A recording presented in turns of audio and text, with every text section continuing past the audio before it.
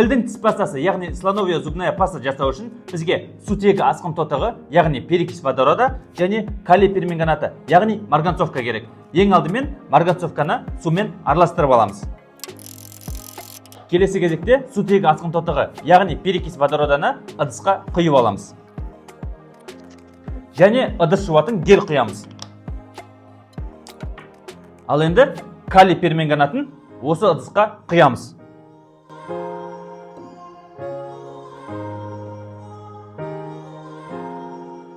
Байқап тұрғандарыңыздай піл тіс пастасы дайын болды.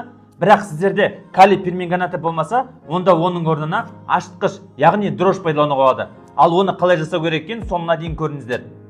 Ал егер сіздер дәл осы эксперименттің 10 есе немесе 100 есе үлкейген түрін көргілеріңіз келсе, онда пікірге жазып, лайк баса кетіңіздер. Ал піл тіс пастасын ашытқышпен, яғни дрожжбен жасау үшін ең алдымен оны сумен араластырып аламыз.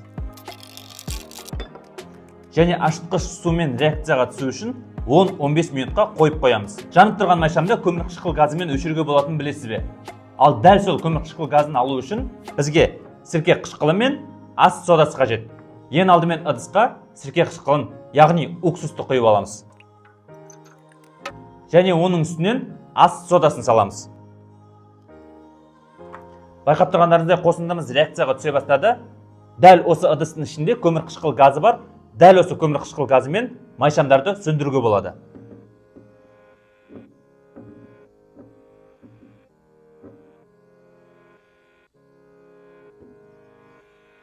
Ашытқыш дайын болды. Сутегі асқын тотығын ыдысқа құямыз. Ыдыс жуатын гельді құямыз. Ал енді ашытқышымызды осы ыдысқа құямыз.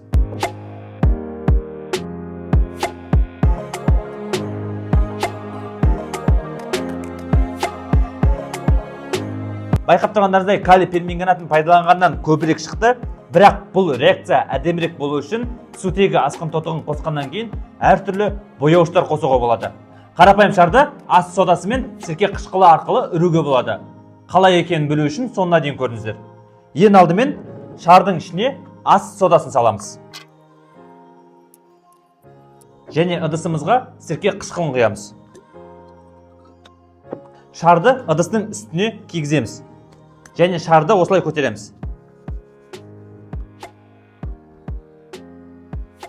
Байқап тұрғандарыңыздай шар үріліп жатыр. Бұл көмірқышқыл газы. Дәл осы шардың ішіндегі көмірқышқыл газымен де майшамды сөндіруге болады.